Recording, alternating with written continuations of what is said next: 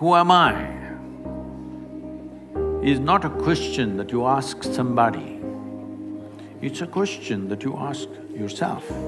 You don't know who you are, is it a small problem? So if you genuinely, if this question is burning within you, then you come.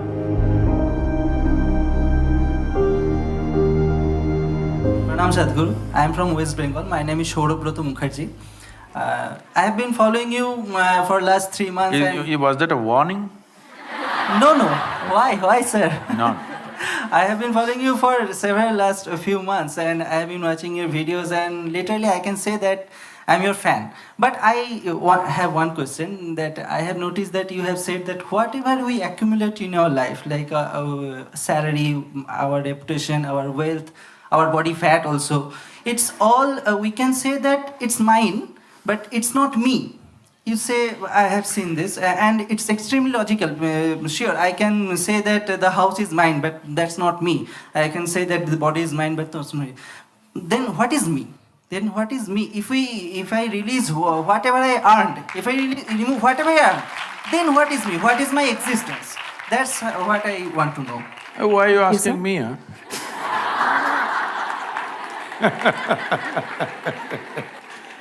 Listen now. Well, what is you? Right now, what you think is me is just a bundle of thoughts, emotions, ideas, prejudices, philosophies, ideologies, a hodgepodge of many things that you picked up. You're a scrapbook. That doesn't sound good. No, you're a cocktail. Shall we upgrade him a little more? You're a bouquet of flowers. All right. So what is you? This happened at the Cincinnati airport in Ohio, United States. People had lined up to check in at the airline ticket booth. One man just skipped the line and came straight in the front and thrust his ticket. The lady at the counter, she said, "Sir, there is a line." He said, "No, no, I'm in a hurry." She said, "Everybody's in a hurry, you're on the same plane. Please stand in the line." Then he said, "Do you know who I am?" She looked at him, promptly picked up the microphone and said, "There is a man here who does not know who he is, can somebody help him?" So, who am I is not a question that you ask somebody, it's a question that you ask yourself. Make it more and more profound. If you had stood up, this is like what you are asking is like a morning prayer, you know, how people pray. If you can learn one mantra, your child is doing, and phone also you can attend in between. These days, even in the temple, priest is attending the phone in between. All this. This happened closer to Christmas. A lady in Minnesota was praying. It was overheard by the neighbors. She was praying, "Dear God, please this time, last time that old fool Santa Claus came and he mistook my prayers. What I want is a thin, slim body and a fat bank balance. Last time he mistook this." Why I'm saying this is, you please look at all the prayers on the planet. Dear God, give me this, give me that, save me, protect me. Does it look like something divine or does it look like simple survival? Survival outsourced. To survive on this planet, you just need 4 limbs and a few brain cells which work. So right now, Sadhguru, all that is okay, but I want to know who I am. This whole who am I business became very popular because of Ramana Maharishi, you know. You heard of Ramana Maharishi? He's not a Bengali. So Ramana said, "Who am I?" and sat down there. People today think they don't have to do anything. If they once in a while ask somebody, who am I? They think they're being spiritual. I was teaching a program in Los Angeles. There's a bunch of people, about 150 people, all prominent people, many of them from the Hollywood crowd. And a whole lot of young women were looking similar. They're not sisters, they have the same doctor. And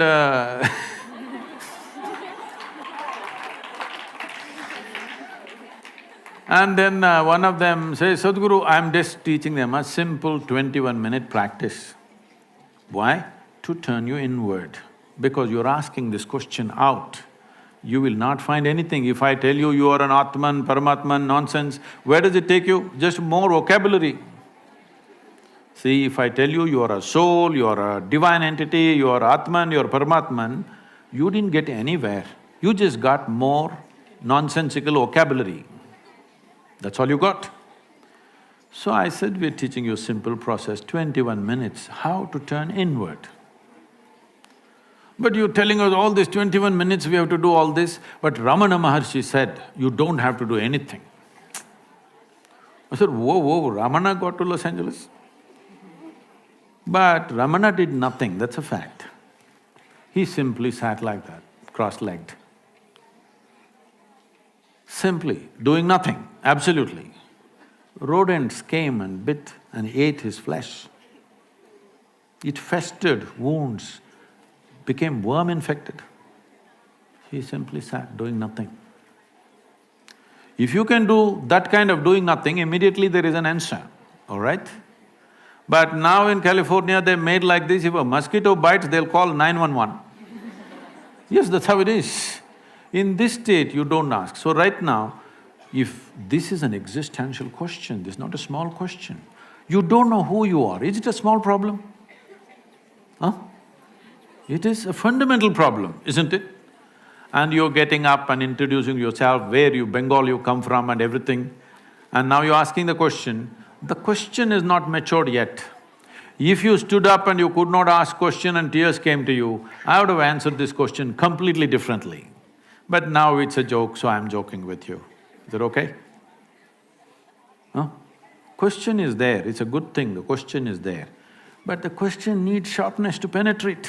It still doesn't have enough intensity that it can penetrate something. It's right now a casual question. So right now, I can tell you something, who you are, but it's not in your experience. If I tell you something which is not in your experience, what can you do? You can believe it or you can disbelieve it. If you believe it, you are not any closer to it. If you disbelieve it, you are not any closer to it. If you believe me, you can go and tell some fancy positive story. If you disbelieve me, you can go and tell some negative story about me. But you have not moved an inch, isn't it? So if you genuinely, if this question is burning within you, if tonight, if this question bothers you so much you cannot sleep, you cannot sit, you cannot stand, if it bothers you like that, then you come, I'll give you something else, something totally different.